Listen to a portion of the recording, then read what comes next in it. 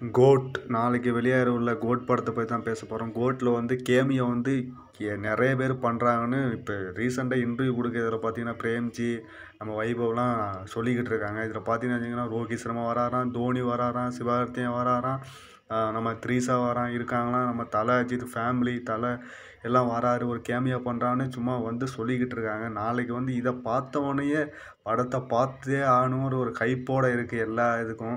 அது இல்லாமல் நீங்கள் வந்து இந்த படத்துக்கு டிக்கெட் எடுத்துட்டிங்களா? எந்த தேட்டரில் நீங்கள் படம் பார்க்குறீங்க?